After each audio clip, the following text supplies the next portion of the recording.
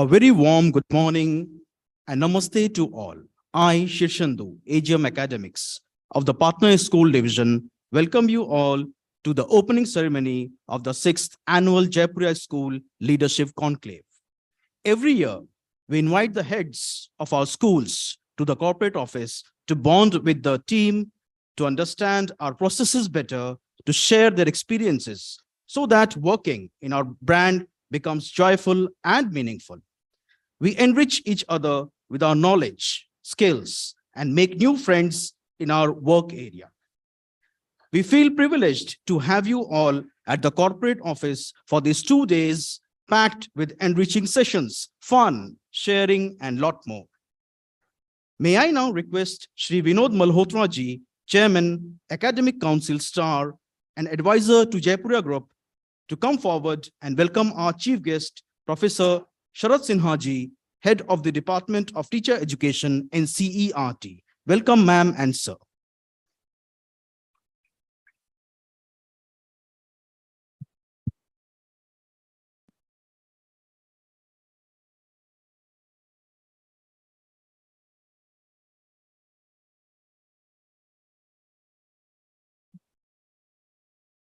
I now request Mr. Anirban Bhattacharya ji, Vice President, Partner Schools, to welcome Vinod sir.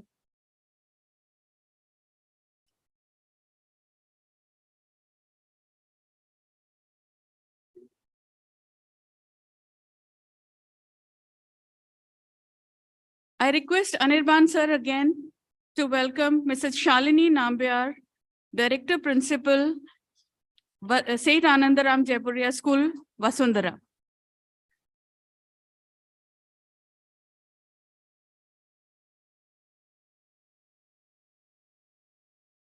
I request Srimati Tapsi, Deputy General Manager Academics, to welcome Anirban sir.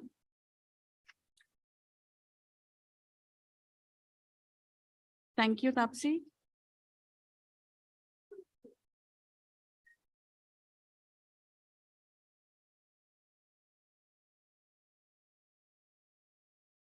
Now I request our Chief Guest, Professor Sharad Sinha ji, Shri Vinod Malhotra ji, and Shri Anirban ji to come forward to light the lamp to mark the beginning of our conclave. And Shalini ma'am. Welcome all.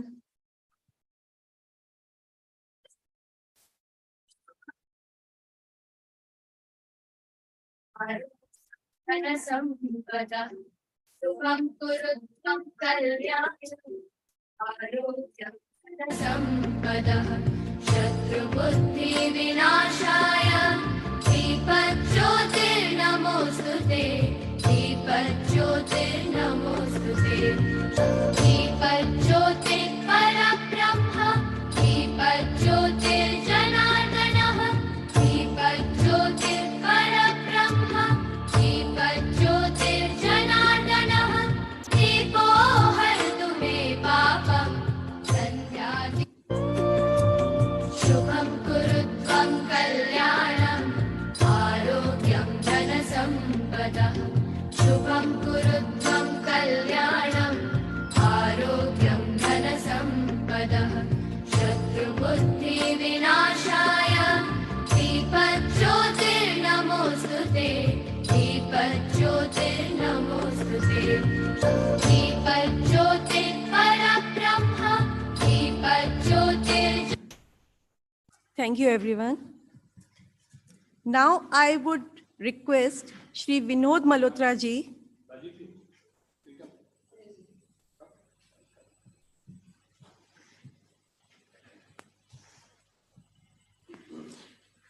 Now I would request Shri Vinod Malhotra ji, Chairman, Academic Council Star, to share his thoughts on this very special occasion.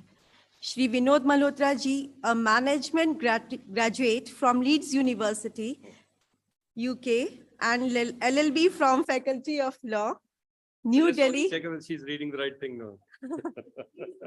Okay.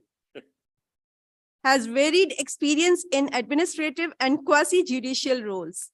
He has been with the Indian Administrative Services in the past He has immense experience in administration at the district, state, national, and international level, which covers a wide spectrum, including negotiating international trade agreements, tax generation, and revenue adjudication. As an avid reader and an ardent follower of Bhagavad Gita, he has authored 14 books on subjects covering management, leadership, and soft skills. To name a few: Bhagavad Gita and Management, Cosmic Energy and Origin of Genes, Demystifying Death, Lifestyle Management, and Mantras of Leadership. Thank you. Thank you. Thank you. Thank you, sir. And there isn't very much to speak about. That's why I cut you short. Wonderful, great. Good morning, namaste, namaskar, everyone. And to our honored guests today, Mrs. Sinha, Dr. Thakur, Anirban, Shalini, Sushma, all of you here. You see, just when I was driving down from my home, so one was completely enveloped by the foggy conditions. So my thought was also a little fogged. So I wasn't very clear what I'm going to talk about here, especially to educators coming from different parts of the state who've been associated with us for a very long time. And I think the family of the partner schools is increasing by the year, and today we are justifiably saying that we've got a pretty large family, and the number would, in the years to come, the family would become much larger and bigger. And very soon, maybe Anirban, you may have to look at for a bigger place in a couple of years' time, and this place might be a little short for this, all the participants who are coming from different parts. You see, on behalf, of course, the group, there's a kind of a standard formal welcome that I want to extend to all of the people coming from different schools. But more importantly, I just want to touch base with you primarily on the kind of role you educators need to perform. We are trying to bring about some innovative strategies in areas of pedagogy, in areas of classroom management, in terms of teachers training. And I think over the years, a lot of new activities have been happening in the Jaipuria Group, especially in the school context. And of course, also in the higher education space. Dr. Thakur is a Director General of Jaipuria School of Business. More importantly, I think the first thing which I want to touch base with you with regard to the fact that all the practices that we are implementing in our school system, ideally, we would want, when you are partners, you're technically speaking partners with us. So whatever we are doing, we like to share that with you. That's the fundamental premise that I want to share with all of you. There is nothing that we are doing. We have absolutely no hesitation in sharing that with you as we move along. That's what Cherry Partnership is all about. But important thing is that while we can all talk about these things, talk about new age future learning programs, innovative strategies, redefining education and bringing in more integrated concepts of the current practices which are being followed at the global level. More importantly, you really have to sort of show inclination and intensity to absorb them, to assimilate them. While Jaipuria Group has been there for the last about almost 50 years now in school education, maybe even more than that. And over the years, it has acquired considerable expertise and experience in conducting school education. And we would be extremely willing and delighted indeed to share all these practices. But as I said, let me reiterate, the initiative really has to come from your side. We can talk about this thing, but you have to come forward to make sure. And my personal dream, which I keep on telling Anirban and Tapsi and everyone, is that you should become as good as Jaipuria Group core schools. There's no reason why you should be lagging behind. With everything being accessible easily to you on all fronts, in terms of training programs, in terms of sharing the events and all practices that we follow. So that's the first thing message that I want to give to you all, that be absolutely ready and eager to connect with our team here. And we've got very, very progressive people heading the corporate office with willing to share all that we are doing over a period of time. So that's the first thing which you really have to sort of take back, that whenever you want to bring in new practices, and fortunately we are stationed at such a level that we have an access to the global practices being followed in the education system. The second thing that which I really want to emphasize upon is that all of you are not merely teachers, you are educators. There is a fundamental difference between education and teaching. We really have to be very clear about that. Teaching is really is now undergoing a paradigm shift. We are not talking about only teaching. We're talking about learning process. That's more important now. One of the statements which I think Shalini shared with us, with me particularly, the statement by Oscar Wilde that education is a wonderful thing, but it's very important to remember that everything which is worth learning cannot be taught. It's very important to understand. Everything which is worth learning cannot be taught. It has to be learned. So there is a paradigm shift from the teacher-centric to the student-centric.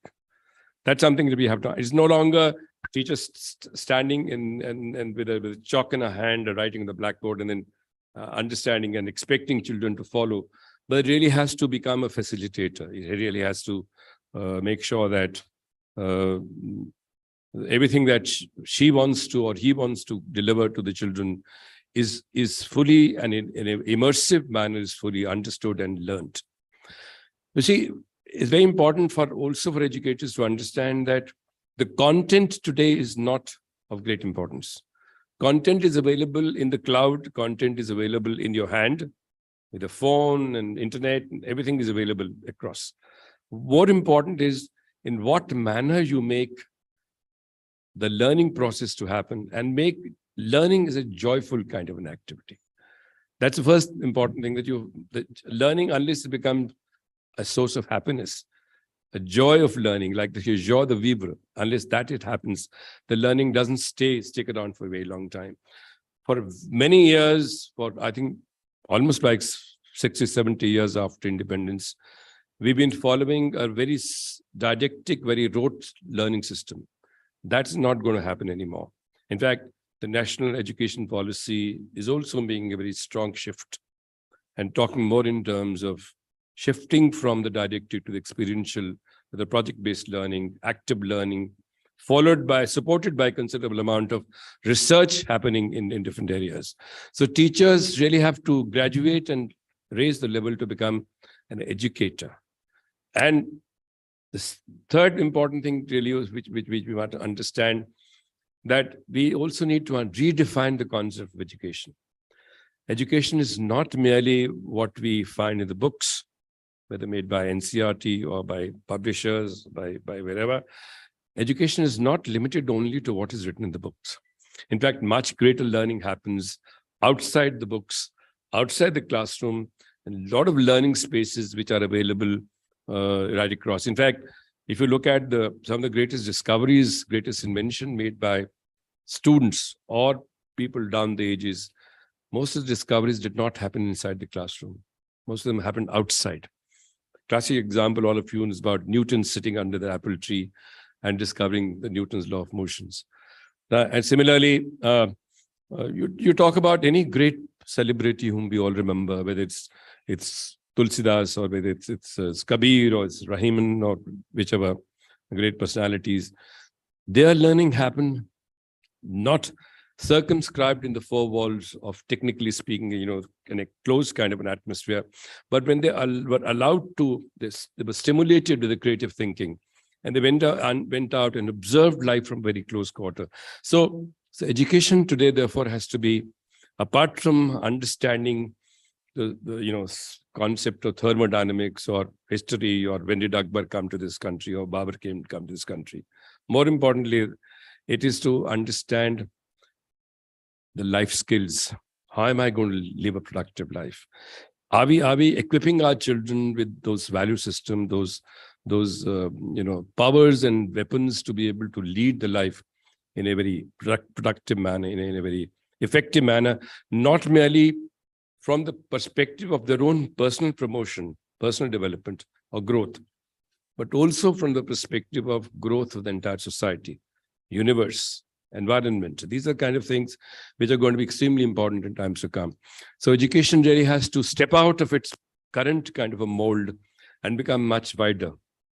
In fact, one of the important parameters, one of the important documents in that regard, we will start talking about, in fact, I was speaking to Anirban a little while ago, one of the important documents that we can leverage is what is called Sustainable Development Goals, which apart from quality education, which is number 4, there are several other areas in terms of gender equality, in terms of no poverty, in terms of no hunger, in terms of partnership, all these things. So that is a kind of exposure that teachers and educators really must integrate as part of the curriculum.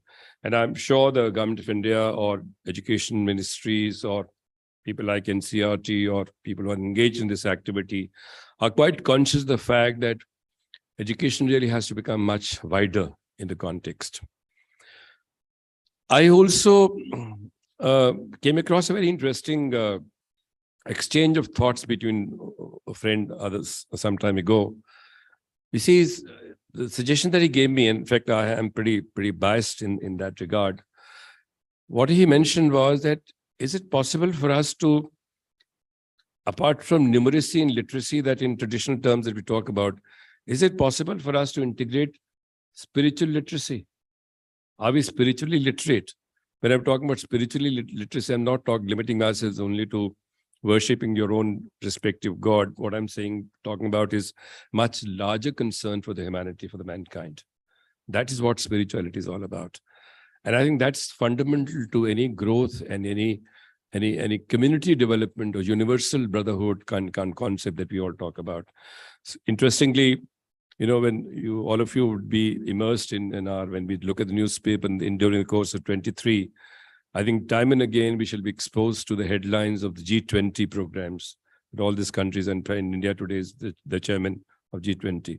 Time and again people are going to discuss in what manner the world is going to move, in what manner the next generation that we are responsible for building up are they going to be sensitized to these areas, these requirements, and where are we heading for? Is it, today, you look at the fog today, these are symptomatic of the kind of thing that we've done over the last many years. You look at the thunderstorms coming in America, in places like Michigan, or Joshimat thing sinking down. This is a very, very current news. All a part of the kind of the way we have messed up our lives, messed up the entire environment. I think that's going to be the priority number 1. If you don't, basic ideas, if we don't survive, you're not able to survive, what the hell is education all about? Unless we are able to survive, not individually, but collectively. So I think I draw your attention towards the redefining and reconceptualizing, recontextualizing the meaning of education. और वो हम लोग को अपने पढ़ाने के systems के अंदर जो हम बच्चों के साथ उनको ज़रूर किताबें पढ़ाइए, उनको एग्जाम भी दिलाइए, उनको कंपटीशन भी दिलाइए. But fundamentally, I think the education would possibly has to undergo a systemic change in terms of the kind of content. And I think that's something, the values like love and compassion and empathy and, concerns for everybody and community, creative thinking, critical thinking, all these things. And of course, the concept Bloom's taxonomy that all of you are quite familiar with, they have to become an integral part of our education structure, education paradigm, and education journey. I invite all of you to become partners in that particular effort, partners in that particular endeavor. And I think as move along, the lot of changes that are going to happening all across.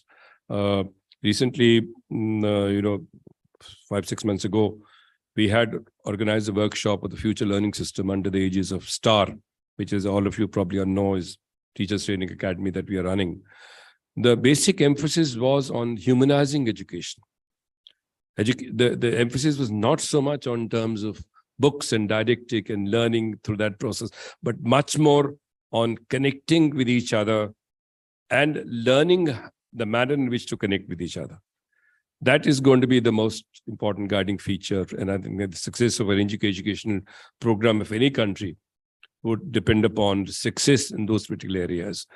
You see, unfortunately, what has happened is that the value system that most of our families in India used to be proud of, what is called sanskar, that used to be given to the children at the early age. And once they were given, they were exposed to those value systems, they stayed with them the rest of their lives.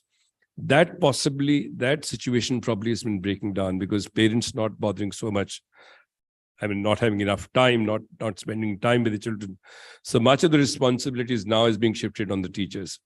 So, but what is important is that we need to understand that we also need to, apart from in imparting education in the traditional sense, imparting values to the children, showing love, compassion, empathy to all of them, also invite parents to become partners in the growth of a child.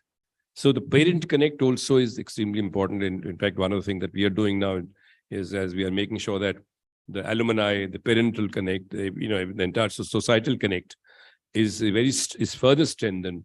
The child is able to get an overview of the direction of the journey that he's supposed to be taking in his life. I'm sure all of you must be looking forward to very engaging sessions. We've got excellent speakers here to share their own thoughts, whether it's in the leadership space, or whether it's in the socio-emotional learning space, or whether it's a new pedagogical space. And I think next 2 years is going to be extremely exciting for all of you. But whatever you take away from here in today's session, should stay with you. You should be able to deliver it, pass it on to your teachers down the line.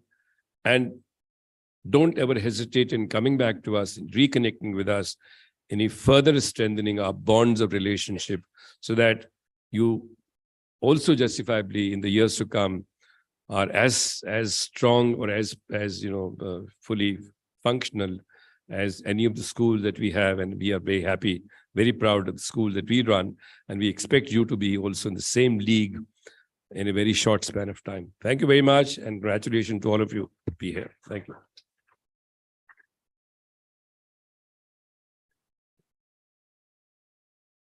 Thank you so much, sir, for enlightening all of us and inspiring us to make Jaipuria a better place.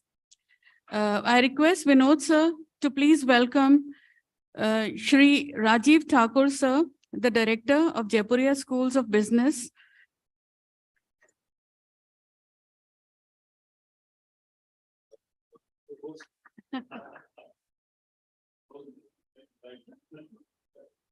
Thank you, Vinod, sir. Rajiv, sir, I would request you to please come and share some thoughts. A very good morning to all of you, and respected Chief Guest, Madam Sinha, Malhotra sir, Anirban ji, and all the leaders who are present, Shalini ma'am. I think it's just I would say interruption in the schedule that has already been that's already in a flow. But then, since you have requested, I'll just share, first of all, a very happy new year to all of you, and wish you a very prosperous and a very enlightening year ahead for the teachers and the leaders and your students in the school. And I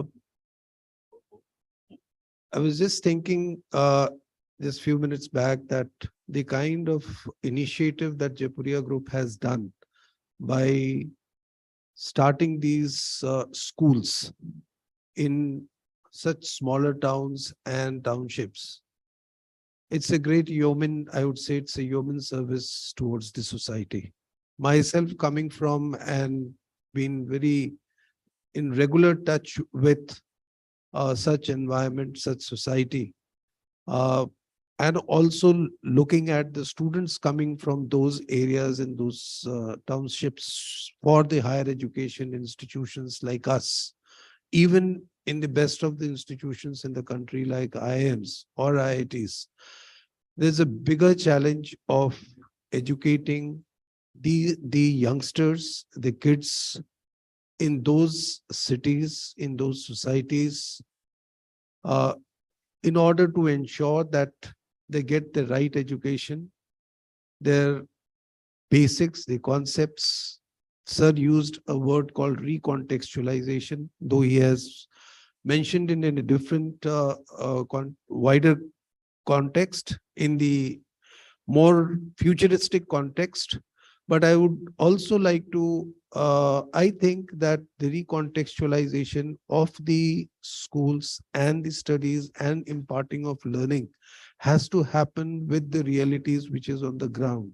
Because all that the students neither get the right environment, nor the mentoring, or not the guidance at the home, nor they have the right kind of schools or the teachers in those localities who will give them the right education. And what happens is that's a bigger challenge when they come to, somehow they pass, and sir was again talking about the rote learning aspect and how the learning should change, how it should be student centric.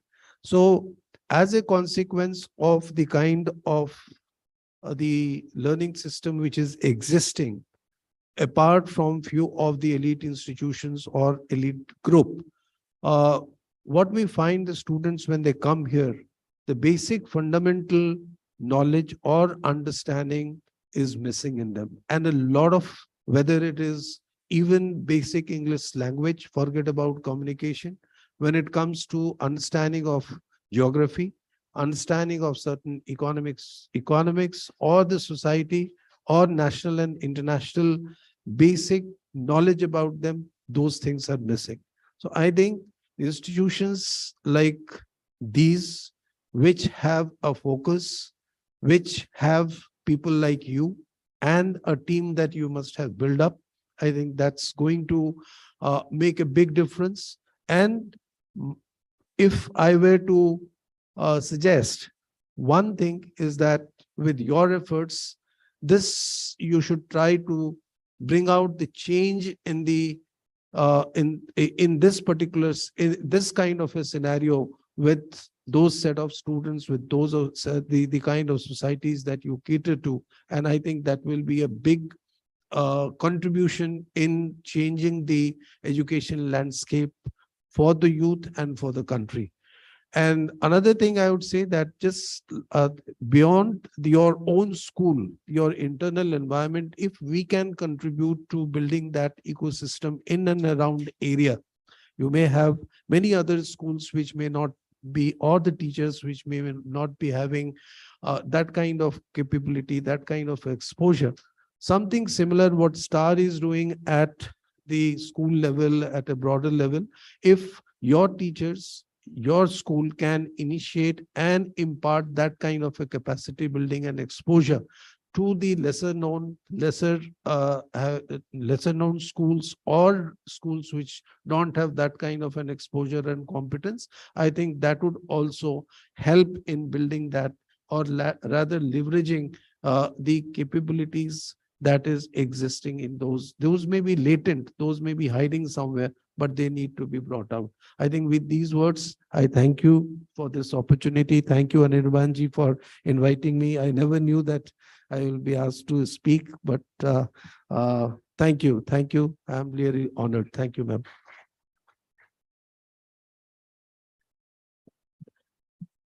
Thank you so much, sir, for inspiring us. I now welcome Dr. Sharad Sinha ji to the dais to share her thoughts and inspire us, so that we too work even more for the upgradation of our teachers. Dr. Sharad Sinha ji is the head Department of Teacher Education, NIE, NCERT.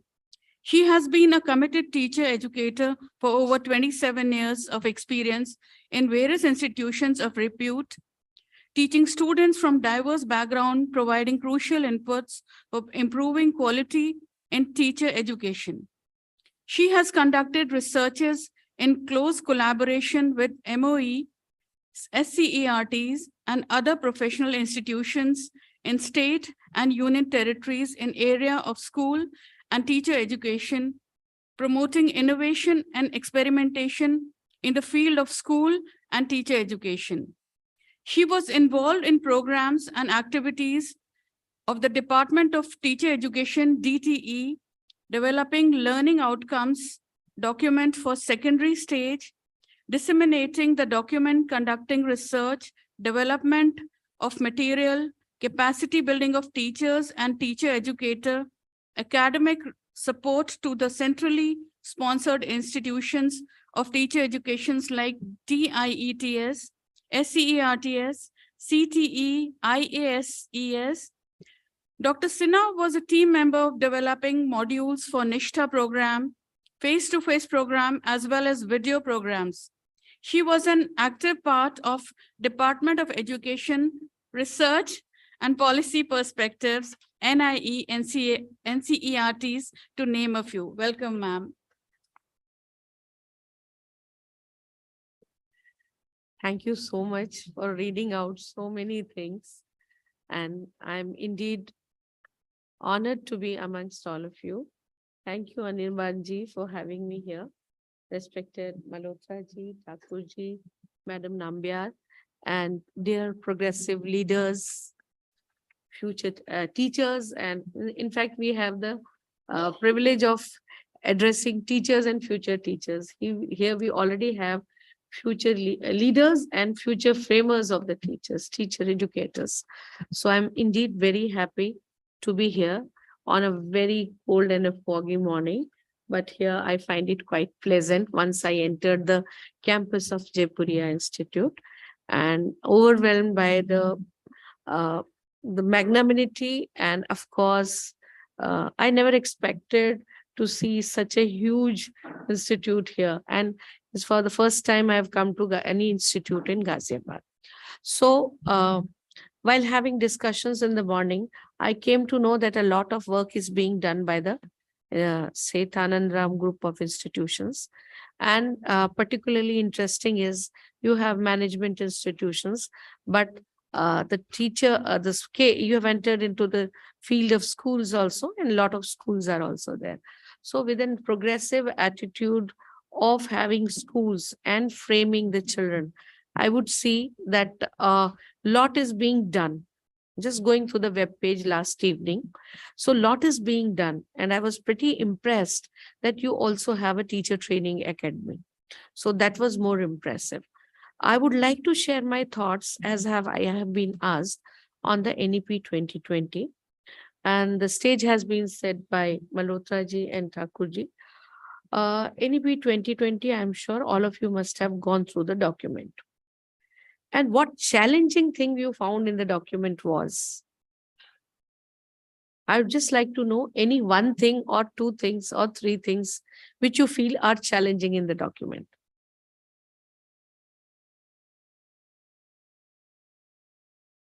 Anything which cannot be done? Anything which you are not doing?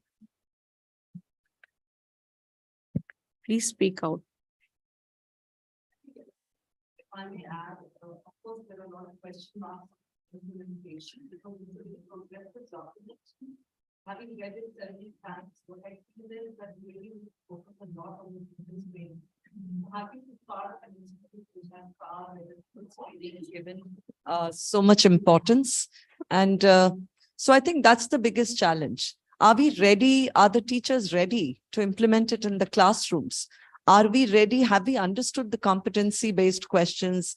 Or, those are the questions which are there. Yeah, exactly. There are a lot of challenges coming up.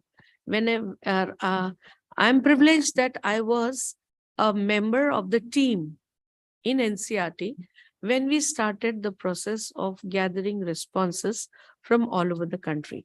We went around all over the country. We were distributed, given some state. We interacted with the stakeholders, right from the village management committee, SDMCs, parents, teachers, everyone, to get what do you want to have in the policy. So that process was 6 or 7 years back. I went to 2 states. One of them was Orissa. Deep down in the villages, we went, collected, and there were thousands of responses they came. That was given to a committee, collated. The responses were grouped, given to a committee. After that, the committee changed. There was another committee.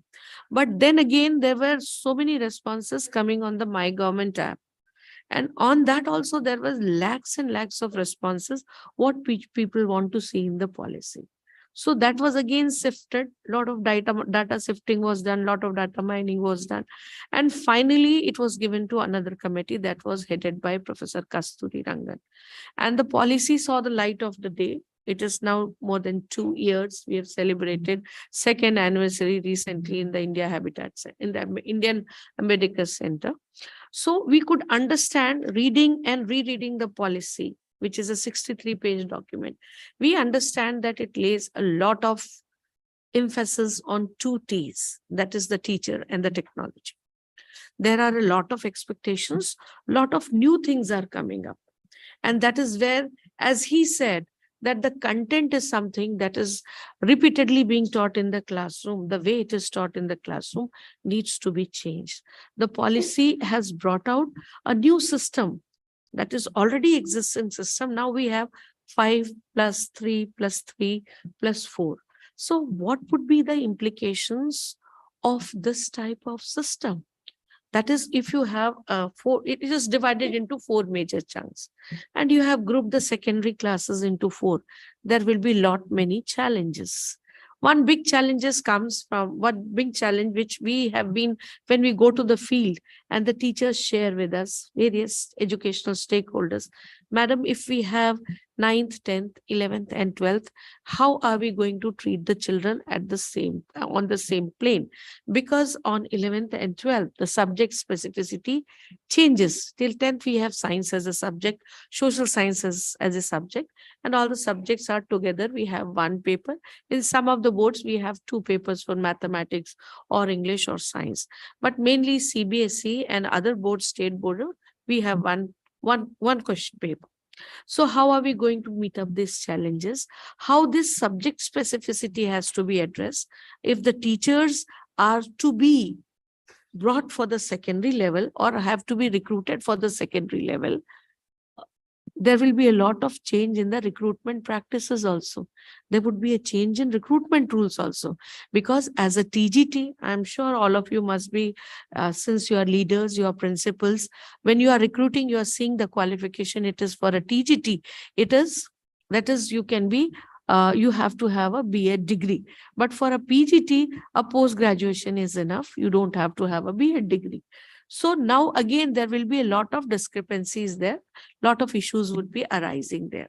The second thing, the policy which the people are asking us again and again, that we are talking of crumbling boundaries, interdisciplinarity, disciplinarity and multidisciplinarity.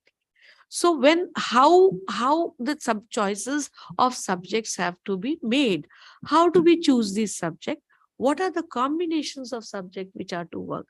Suppose they say, if I am a person of economics and I want to learn music also, so I must have the freedom to pursue that in my school. How is the school? But for the school to pursue that, to have a child or to pursue that subject, it is change. There's a lot of change involved. There's the pitching in of a teacher coming into the school for music. And even in music, I want to learn vocal music. She wants to learn instrumental music. So there would be a lot of permutations and combinations to be worked out. How to look into that? What would be the combination of subjects? Recently, as a responsibility of head of the department, we every day get thousands, I won't say thousands we get in an year, but at least every day we are getting 5 to 6 grievances related to policy, related to implementation of policy. Since I am in the Department of Teacher Education, all those related to teacher education are directed to me. Recently, for a CTET examination, I'm sure you must be aware. I don't know if you take teachers, recruit teachers on the basis of CTET or not, but in government schools, it is mandatory for the teachers to have cleared the teacher eligibility test. Okay, so in that teacher eligibility test being conducted by the government of Rajasthan for the state of Rajasthan, a girl wrote that I had a subject with English. I took a subject with my regular subject. I took an extra subject, that is psychology, in place of the usually which was of geography, which was to be offered. And since I took a subject as psychology, when I am applying for the CTET, the website doesn't accept, because in the subject combination, the psychology subject is not there at graduation level. And so I am told that I am told on the portal that I am not eligible to apply for that examination. So immediately I thought that this is not under my jurisdiction, because that work is done by NCT. So having some people whom we know in NCT, I just forwarded the application there, and I said this has to be taken, quick action has to be taken. Otherwise, this child will be wasting 1 year, because this will move on files and some rules will come. And I just gave a plea, when the policy is talking of interdisciplinarity, the policy is talking of choices of subject, why this child should be denied. I added a supplementary to it. Immediately NCT sprung into action, wrote to Rajasthan government, and she got to appear in the examination. So this was a girl who could dare to write, and it reached the right place and action took place in the right time. But there are many. Okay, the policy has spoken. Now we as teachers need to work out. Like many of you must be from chemistry background. When we prepare a mixture, the ghar mein jo namkeen banate hain, we keep on adding so many things, like in bhel, in different proportions. And every time the bhel becomes tasty, it's tasty. The taste is different. I prepare with the same ingredients, it is different. You prepare with same ingredients. You add a few more things, it becomes. So making a mixture is something different. Making an amalgam is different. Those who, if you're pairing it, something is pairing with mercury, it becomes an amalgam.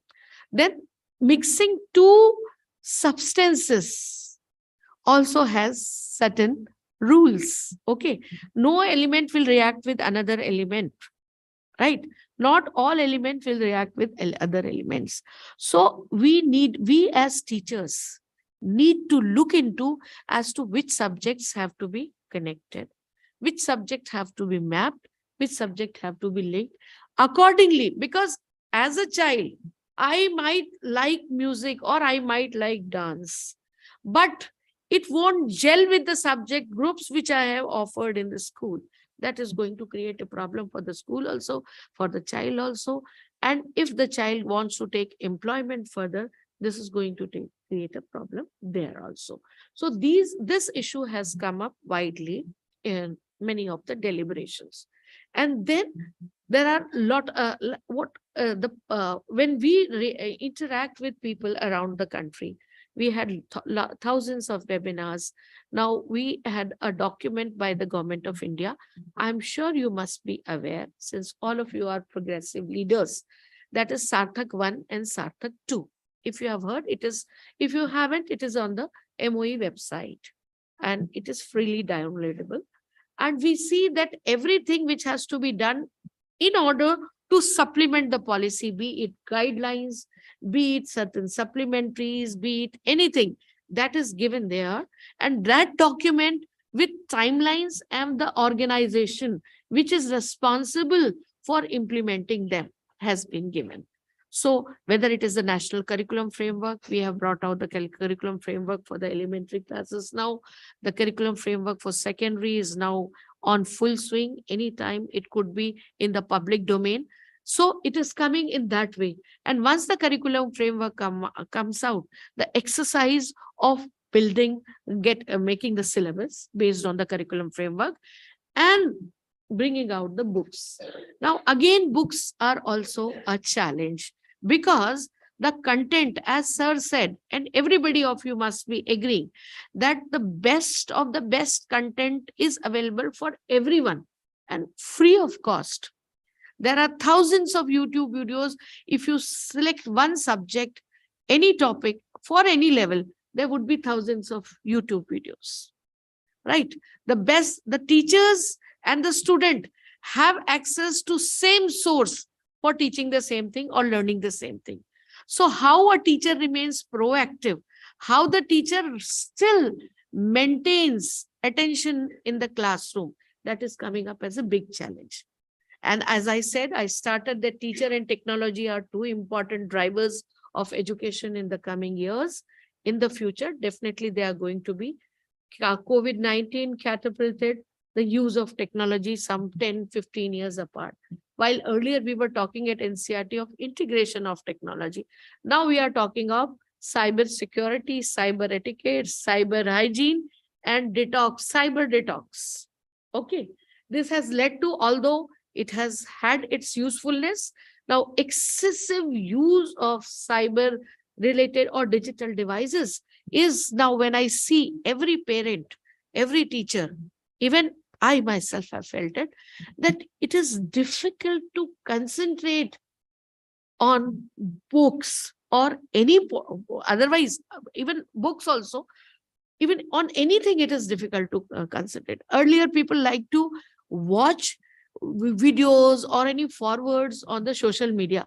Now, nobody watches a video for even 2 seconds. That is why Insta has come with the concept of reels, which ends up in a second. And now, yesterday I was reading an article during the day. So the podcasts are now more listened to than rather being seen by the videos. Because there was some study which quoted that people like to listen to audio rather than watching the video. And then there are workshops, progressive schools are holding workshop of digital detox. 5-day, 2-day, no technology, no emails, no looking at the computer, no looking at the television, taking the children to a trip at a place where they cannot click photographs with their cameras. They are made to write about their experiences, picturize those, draw those pictures and just put them in words. So these things are also posing a challenge to all the parents, as well as the fear of missing out, the FOMO which is being talked about. One of my doctor friend also said that now children are coming with a different type of problem. We call it the mobile thumb disorder, because this thumb becomes stiff, scrolling. So these challenges, this is also posing. As a teacher, I would say that there are certain ease that the policy talks about assessment, change in assessment also. The policy talks about shifting from rote. With that, the NCF 2005 also talked that taking more into experiential learning, the toy-based pedagogy, the art integrated learning, the integration of sports into learning, and not addressing cognitively, deep cognition was something which was being focused, but deep cognition, it was missing in the classroom. Now, when assessment takes place in the usual paper pencil test, it is generally of the academic, I would say, whatever you have learned, but only of the your cognitive abilities. Affective domain, psychomotor domain is totally left off. While when we came out with a cumulative report card after the CCE, people were telling that there are qualities in the KV report card. I saw quality like honesty, patriotism. They wrote anything. No, I must say that how are you going to measure anybody's patriotism? Okay, or how are you going to give marks to that? So that was a wrong way of doing that. Everybody, when something new comes out, guidelines immediately sprung into place. Then we try to bring everything under one scaffolding. Similar with the diversity of the country, the rich diversity our country has, bringing everything under one structure is difficult, and it is hazardous also. Because schools are very happening place. So many things are happening. If you go across, NCERT has given me the opportunity to travel in the length and breadth of the country. and visit schools and train teachers. And I find that there is no dearth of committed teachers in our country, right? No dearth of, only thing what we need is that ignition, the initial point, I would say. That is, again, I would like to give an example. Those of from chemistry would understand better that whenever there is a chemical, if you try to depict a reaction in x-axis and time on y-axis. So what happens when you mix two substances who are going to react and they do not react? The first thing is that we give some energy to shake it. We shake the test tube. If reaction doesn't happen, what we do? We add some water so that they would react better when in a liquid medium. If it doesn't, still reaction doesn't happen, we just add, we try to heat the test tube. That is, give some extra energy. And when that reaction initiates, or the substances in the test tube reach to that energy point, that is called a threshold. Okay. The reaction after that, if you just remove the test tube from the heat also, the reaction will happen and complete. So it is very important for all the teachers to bring to that threshold. So on a whole, when we see the policy, I see that the first thing the policy demands from us is engagement. Engagement is understanding what is expected out of us. Policy expects something. Policy wants a holistic development. We want an all-round development for all the children. Parents want them to all-round development. तो ठीक है madam, IIT clear हो जाना चाहिए या ये examination clear होना चाहिए. अगेन सुई आकर वही अचीवमेंट और नंबर पे अटक जाती है. ओके और आप जो इफेक्टिव डोमेन की क्वालिटीज हैं, ऑनेस्टीज, वैल्यूज, जिनको आप कभी मेजर करने का प्रयास नहीं करते हो क्लासरूम में, you know, they take a back seat still when the child is facing the examination. I see sometimes when I travel in the metro, I see women discussing with each other कि मैंने तो 6th class से उसको बायजूस में डाल दिया because I want him to be a doctor. Now there are all those careers or those career options which were set are going to change. 5 years, the job market is totally going to see an overhaul. You don't know what jobs would be existing, what jobs would be non-existent. So how do you prepare teachers for that? How do you prepare your students for that? You have to focus on the competencies. Because in the sea of content, so much content is available. क्या पढ़ोगे और क्या छोड़ोगे, कितना रटोगे, कितना लिखोगे, कितने shortcuts बनाओगे, simply impossible. So NCERT came out with a document that is competency-based learning outcome. Certain competencies for science, learning science or teaching science, that is observation. Observation is something very important. Experimentation, questioning, critical thinking, right? Inferencing, collaborating, teamwork, everything. Now, all those very few competencies are there in the document, which is for 9th or 10th. There will be 12 or 13 competencies. But if you look deeply, it will be a whole, they are a sum total of lot of competencies involved. Like doing a research, you need to formulate a problem, you need to formulate a hypothesis, you need to look into the literature, and then you have to develop the tools, collect data, analyze, and then inference and come to a result. Similarly, a competency which is mentioned in that is a sum total of lot of sub-competencies. I haven't got the document, but it is there, freely available on our website, easily downloadable. You can have a look at that. So when these competencies come into the picture, so if I have the competency of classification, say, I take an example of classification, and this competency runs across the subjects. Most of the competencies are across the subject. And I would say, like, if you take an example of classification, I'm sure many of you must be from language background.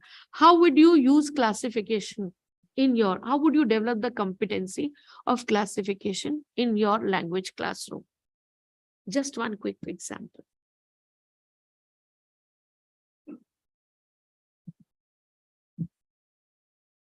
Okay, fine. Yeah. That is basic. That is preliminary. See, what I wanted from your side was, suppose I want to develop the competency of classification in my students, and I am a language teacher. How do I see that? I could classify the text on the basis of parts of speech. I could classify any text or a paragraph on the basis of tenses. I could classify a piece of some poetries which are in the book on the basis of type, whether it is modern poetry, postmodern poetry, or the from the era to which it belongs. I could classify the text or the it is a historical text, or it is a progressive, it is written by a progressive writer, or it is something futuristic. Okay, so classification is something that needs a point, an organismic variable, which we call it in terms of research. For a biology student, you could classify leaves on the basis of the phyllotaxy, how they are arranged on the stem.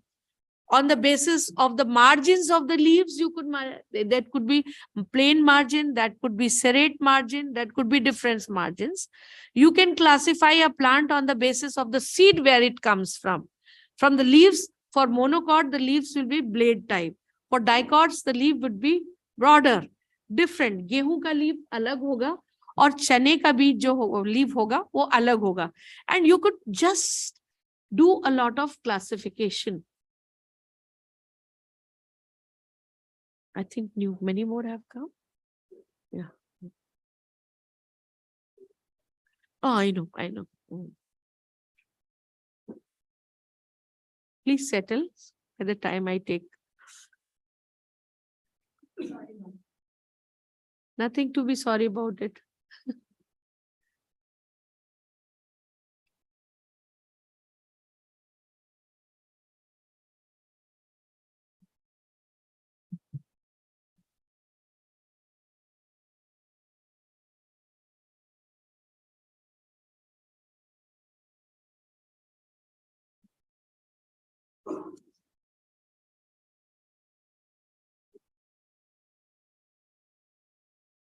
So I was talking about, can I start now? So I was talking about the competencies, right? So classification, you could classify on the basis of the family it belongs, the species it belongs to, the genus it belongs. Similarly, you could do it in zoology. Then in mathematics, you could classify a number, whether it is a prime number, odd number, even number. You could classify the numbers on the basis of fractions, algebraic equations, right? You can classify in physics quantity on the basis of a scalar quantity or a vector quantity. So classification is a competency that runs across all the subject. Hindi में पढ़ाना चाहते हैं तो वो छायावादी कवि की कविता है, श्रृंगारवादी कवि की कविता है. You can classify Kavita on the basis of rasas, कि वो विभत्स रस की कविता है या श्रृंगार रस की कविता है या वीर रस की कविता है. So classification is a competency apart from teaching the subject, the content. What you have to do, you have to find the competencies which are in there in the text and try to harp on those competencies. And when these competencies will be done again and again in all the classes, what happens? Now when the child goes out, it could be he or she would be developing that competencies that they can differentiate two things. They can separate two things. Okay. They may have different capability. You know how to classify things. That is first thing which you have to look into, whether they have certain similar features. You would group them into a group. They are having certain different features. You will put them separately. Okay. So that is how you start the concept of classification. And when you group things in a same group of similar characteristics, you will also try to find out the differences in those characteristics also. So again, you could subclassify them. So this is how the child will develop the competency of classification and can use this anywhere. He can classify between the type of cloth available. He can classify between the type of options available while trying in the flight or in a train. Or now even classification, I saw recently when I was booking a cab, I saw an app in which you can compare all the fares. Okay, you can compare all the fares, the least fare and the best services they provide. You could opt for that. Okay, so this is something, these are the competencies which are put into use. And competencies are not something which are related to only one subject. They are across the subjects, and we have chosen in the document the competencies which are running across all the subjects. So the policy also talks a lot about all-round development, a holistic development of the child. Now it is becoming difficult, but like when you have so many things coming to the classroom, so many disruptors in the classroom, and we are recently for last 4 or 5 days, I'm constantly watching something about Chat GPT, artificial intelligence coming into the classroom. Now the role of teacher becomes all the more complex and challenging here. That are we prepared to handle all these things? The competency to handle all the new, as Sir talked about, the innovations. And innovations are happening every time in the classroom. So I have just listed out a few things on the basis of what I could gather from the whole document, presuming that all of you have read the document of NEP thoroughly. And in perspective of school education, you have also chalked out the challenges and the issues which are emerging. I would say the first involves engagement, a deep engagement to what you are doing. The second is empathy. Empathy in understanding. And when we talk about inclusive classroom now, a lot has been talked about. I'm sure you must be having in the Jaipuria group of institution, you must be having inclusive classrooms also. So inclusion is not a buzzword कि सब तरह के बच्चों को हमें class में लेना है. Inclusion requires something more, sensitization. How to deal. I, as a general teacher, is not equipped enough to handle these type of children with special needs. The children may be orthopedically like special needs, they could be mentally challenging. And in the process of addressing these children in the classroom, the class speed of the class, again, you have to take every child along with. So what happens? Either a progressive teacher tries to take everybody along with, and in the process, what happens? It is the same case that in a family, there are four persons, father, mother, daughter, and son. And father walks with a speed of 5 kilometers per hour. The mother walks with a speed of 3 kilometers per hour. The daughter who is elder walks with a speed of 1.5 kilometers per hour. And the son walks with a speed of 0.25 kilometers per hour. He's small, 2.5-year-old. The family has to go together, hold hands together. So even though the father can walk at the speed of 5 kilometers per hour, the family will have to walk with the speed of 0.25 kilometers per hour. So that is exactly happening in the classrooms. That is a big challenge for the teacher. And in a system like our country, I'm sorry to say that gifted children are always at a disadvantage. The teachers, surprisingly and very sadly, do not know how to tackle these gifted children. And there is nothing, either they burn out. By the time the child reaches class 10th in a normal school system in a country, be it a private school, be it a public school, be it the best of the best schools, there is nothing in the schools to nurture the creativity or the special ability of the gifted child. So one has to see, I would see like a privileged institution like yours come up with academies of gifted children and nurture their talent. because that is need of the hour. That is need of the hour. If you want a country to progress, the country will progress only on meritocracy. If you try to make things available for everybody, everything available to everybody, it will lead to mediocrity. Okay. If a child is gifted, intelligent, give him that thrust, push him upwards, and give him a place where he could lead the country with his merit, his or her merit, rather than making him run 0.25 kilometer per hour with the whole class. And this is what is happening in the classroom. So all of us must think how to devise ways to nurture the creative and gifted children in the classroom. Another thing, policy talks about the collaborative learning and creative thinking. Okay, creative thinking has, critical thinking rather, I would say. Critical thinking has become a buzzword again. Everywhere I go, and then they say 21st century skills, feeding into sustainable development goals. One has to nurture, one has to develop creative thinking. How do we develop? How do we develop? In our classroom, it's a big question mark. In our classroom, one of my PhD student, I give this example, that she was doing a research on cooperative thinking, implementation, some interventions based on cooperative thinking in science subject. And what happened was that she says there is a maximum, the administrators don't like us to do in a cooperative way, because the maximum resistance is coming from the next teacher of the classroom. For a cooperative learning settings, the classrooms are not in this way.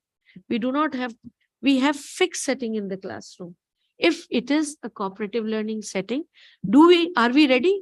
First 10-15 minutes, go in changing the settings, even if you have planned the group well in advance. The next 20 minutes, if you are able to do well with your concept, fine. Otherwise, the bell goes, the next teacher comes up, again they waste another 10-15 minutes for rearranging the desks and benches or rearranging the seating arrangement.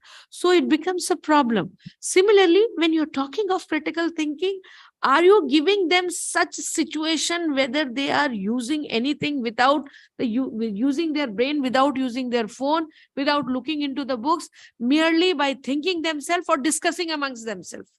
How many times in 1 week we give them a situation, okay, discuss among yourself, discuss amongst everybody. And because children know very well, no, I'm speaking from my experience, that children are far advanced, although they have knowledge which is half-baked. It comes from this source, they capture something. This comes from this source. So it is not absorbed, it is adsorbed, and they don't when they make use of it, it's not again in a half-baked manner. And sometimes it is called that the child is very indecent, the child is not courteous, and the child is mannerless. See, simple how parents and teachers, we misunderstand that the children know less or do not know less, or we can make away with giving them replies which and we feel that the replies are sufficient enough to calm their curiosity. Just an example, and it's a real example. I send it to the Reader's Digest also as an anecdote, and it was published also. So there was a child, he was asked by the classroom, a progressive teacher, the class teacher just asked him that, ask your parents, how did you come to this world? Or how did you come to this world? Try and find out. It was a child of elementary class, and you can take help of your parents. You can, this is a homework. So the child went to the mother and said, Mom, how was I born? He did not ask. Mom was perplexed that how do I answer this question to the child? The child said, then mother said, okay, she cooked up a story. She said, one day, one fine morning, a big stork came to my door, and in a beautiful floral basket, I opened the door and I found you. So the child was a bit quiet. He went away. Now the mother thought, okay, Bala tali, musibat khatam hui, now he's satisfied. After some 15-20 minutes, the child came again to the mother. He said, how was my father born? So now the mother had a clue. She said the same thing one fine morning when your Dadiji, she also found your father in a big basket and it was on the door. So he again went. Again, he came after 10 minutes and he said, how was grandfather born? Mother had the same reply. She kept on repeating the same thing, not understanding that the child is not getting satisfied because he could apply the concept to father and grandfather also. He wanted to know. The next day, when in the classroom, everybody had an answer, the teacher was reading, collecting the copies and said, where is the homework? Everybody gave the homework. He did not give the homework. He was asked that why you did not answer. He said, I'm sorry to say that there was no normal childbirth in last 3 generations in my family. And this is a child of an elementary class. Okay, this is a child of an elementary class. And now, recently, a 2-year-old was asking Alexa that how was I born? And Alexa started. Right? No, parents now, artificial intelligence, these devices coming, and you need to.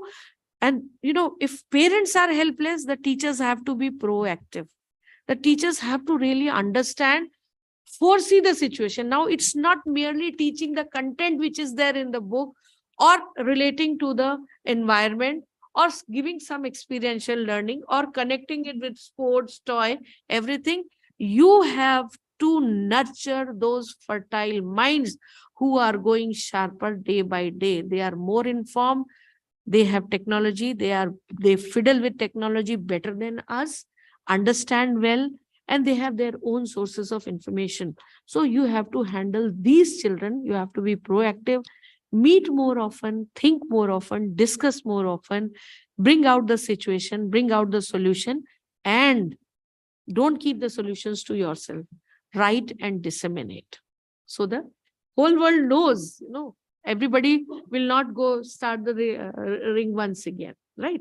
Then excellence. Everybody now, anything mediocre does not survive in the market, in the job market, in the teaching, anywhere. That is why your teacher training academy is there, because you are trying to bring out excellence in teachers.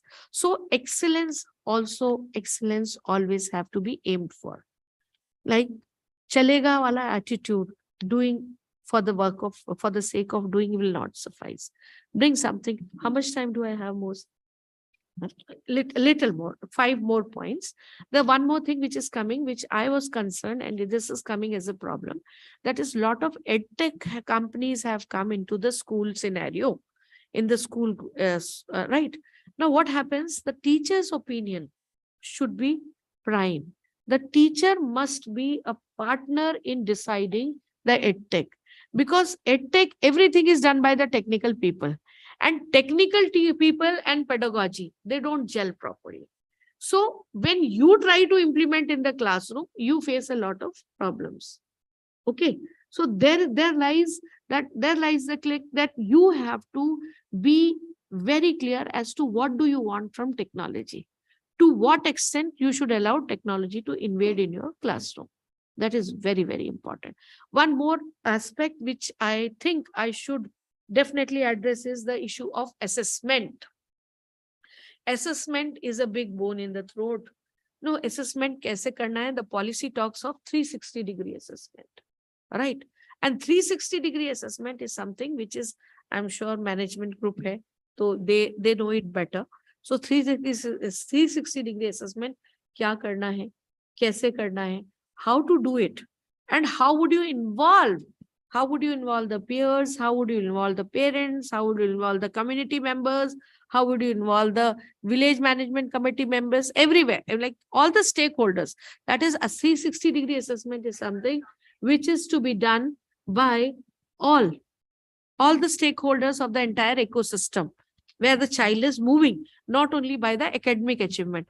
That is where your effective domain, the socio-emotional qualities could be judged, could be seen, that how much the child helps the others, how much a girl is working in a team, how honest the child is, how do the children behave when one of their team member falls down, do they laugh at him or try to pick him, give him a lending hand to stand him up?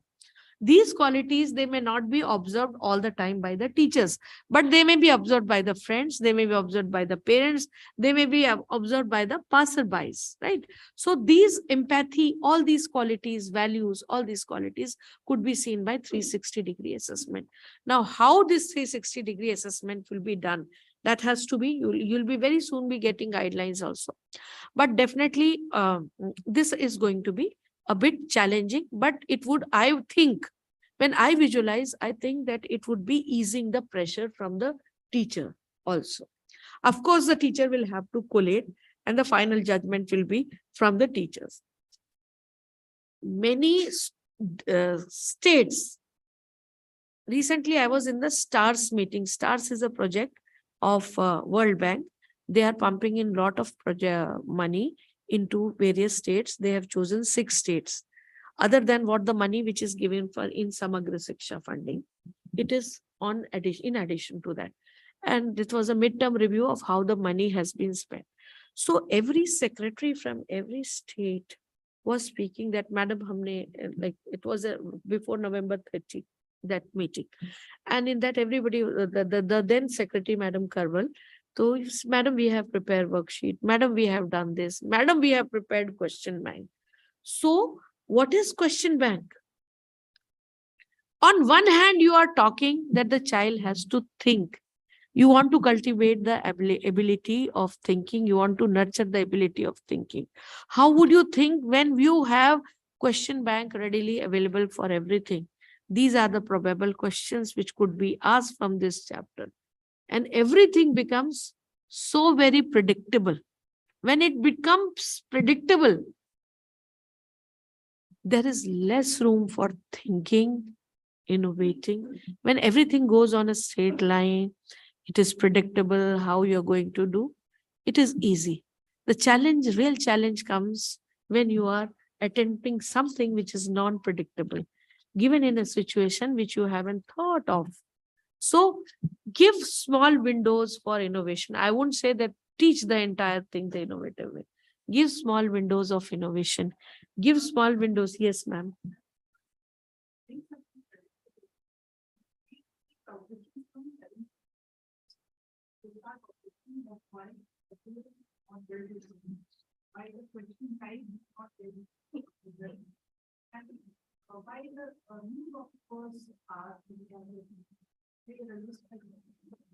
No, that their parents have to be, convinced of this.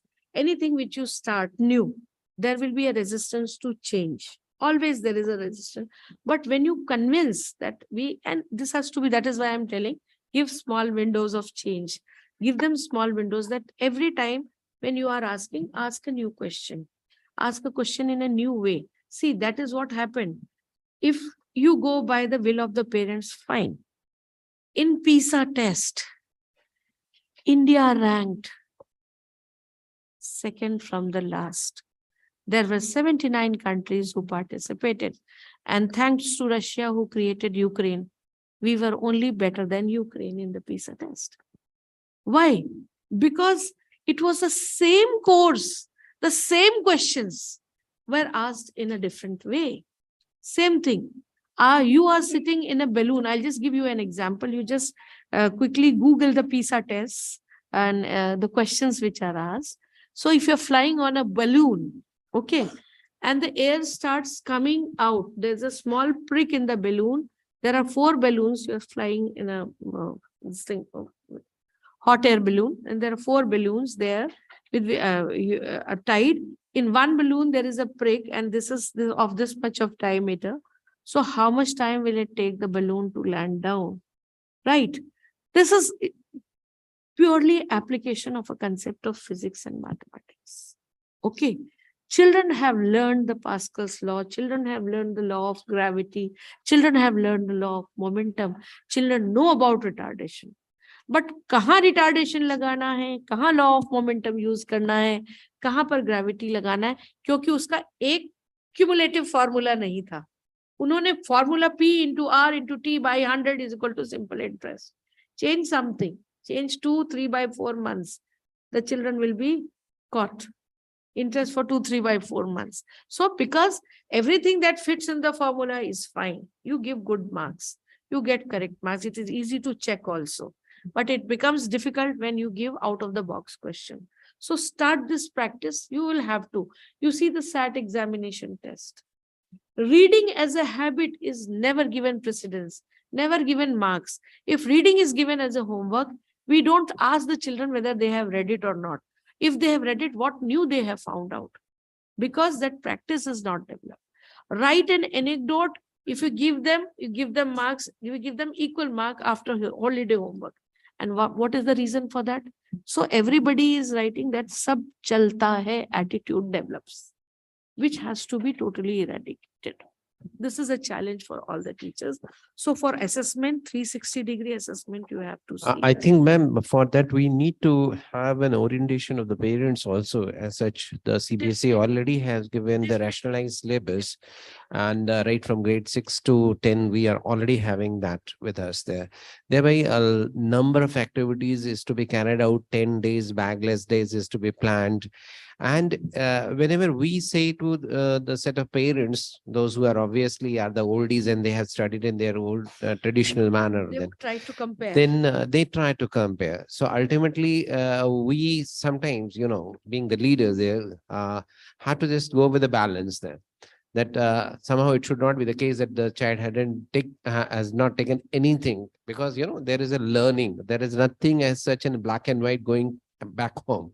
So those challenges comes over there. What is your say and how to convince the parents? Please answer this. See, I think within 5 or 10 days, you will be getting on the NCERT website.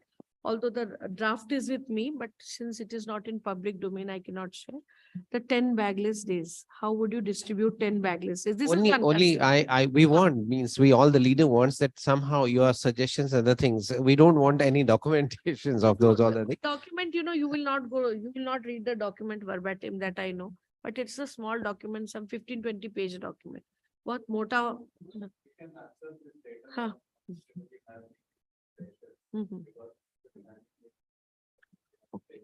Okay. No, that is, you can have a whole set of activities. Either it is not prescriptive, you can distribute it one day every month. I was showing to Ma'am Nambia just now in the morning, and her also, that a village school in Gonda जिले में, बहुत interior में कोई village है, उन्होंने एक bagless day रखा है 1 मंथ में, उसमें सैलेड मेकिंग कंपटीशन किया, and they posted the photographs to me.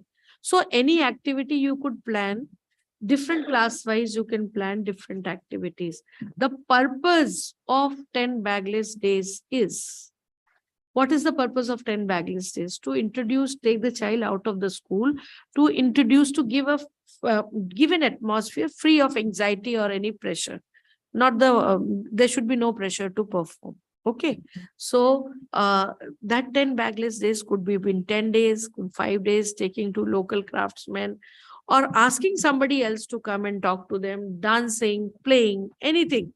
But it should be an activity which should be well planned. It should not be, see, when we talk of all of us must at one or the other point of time read about the education system of Finland and must have quoted to it. And what is the best about, why do we read so much about Finland and quote so much of Finland, and not ready to take the best practice of Finland here, and not able to convince our parents? Because Finland there is no examination. Okay, no examination. And then there is a saying, there is a European saying that if you weigh the pig every day, right? The saying is like that. If you weigh a pig every day, it doesn't make it lighter or heavier. Okay, that is constantly hammering them with assessment and examination doesn't do much of the good, rather than focusing on what they have learned. And that is why in all our NCERT documents, if you see, we talk of assessment of learning, assessment for learning, and assessment as learning. So that lens has to be put by the teacher all the time, of, for, and as learning. And then you are right, for any reform to happen, for any change to happen, you really need to first address the parents, that why it is all about, what would be the benefits. Yes. Okay, fine. So I hope that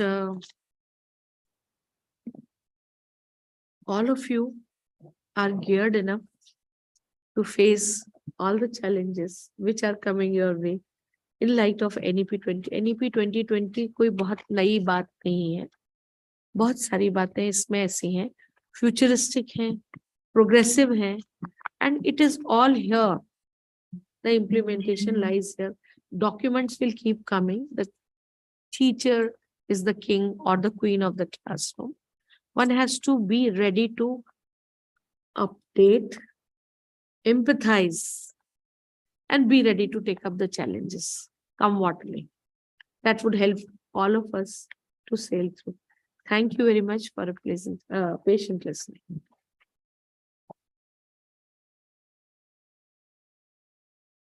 Thank you so much, ma'am, for illuminating words. Kajal, over to you.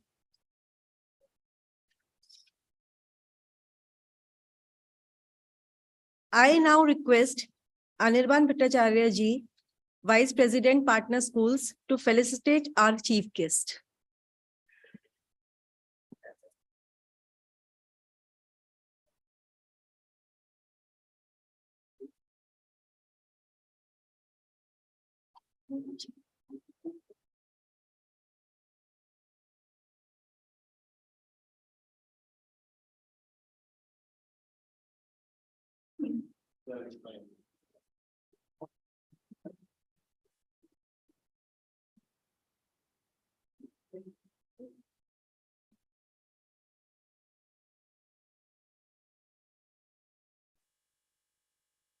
I now request Rajiv sir to give a shawl to ma'am.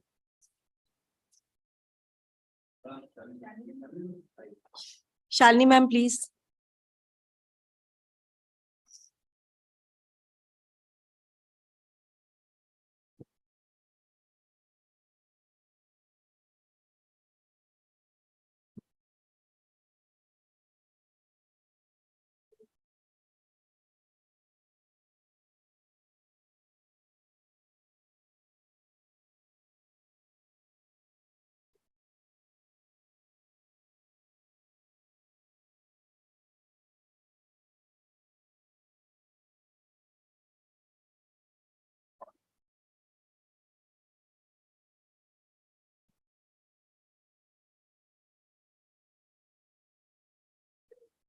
We have a small token of gift for ma'am. Anirban sir, please.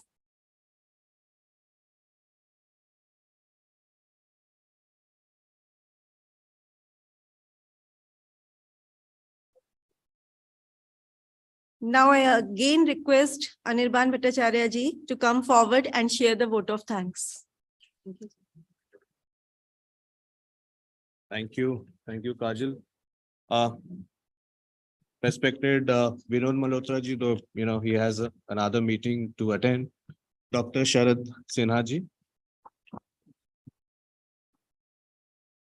Dr. Rajiv Thakur ji, Shalini ma'am, Shushma ji, and respected all my colleagues from corporate office, Jaipuria Institute of Management and Jaipuria School of Business. A very good morning to all of you, though it's good afternoon time and it's a time for having a tea quickly. So at the very outset, I would like to thank Dr. Sharad Sinha for gracing our conclave and sharing encouraging words with us to do good work. I thank our advisors, Shri Vinod Malhotra ji and Dr. Rajiv Thakur ji, Director General, Jaipuria School of Business, for taking out time and being present here with all of us. It's indeed a matter of pride. The people who led our vision and drive our processes in our schools were extremely special to us. They are our principals. It is through them that each school breathes our purpose in the field of education. To train them, to share knowledge with them, and to listen their stories is something that we wait for the year all round. I wish to tell that these very special people, how much we value and how much we trust them. I want to give a special thanks to all our principals who have come all the way to attend this conclave and for their tireless work. Keep up the good work and in the working times. I take this opportunity to thank all my colleagues who tried to make this event possible. And I will end my word of thanks with the promise that we will have our presence pan India under the brand name of Seth Anandram Jaipuria Schools and spread the vision of Seth Munturam Jaipuria Ji of setting up schools in such places where there is always a need of quality education with like-minded investors in years to come. As on date, we have 31 franchise schools signed up, out of which around 17 institutions are operational and the rest are going to be operational from 2024 and 25. The vision is to have 50 franchise schools by 2030. With such a wonderful team and support from the management, we shall able to make it a reality soon. Thank you very much. And I, thank you, each one of you for coming all the way from the school. And please we're going to have a group photograph and followed by a tea break. Thank you.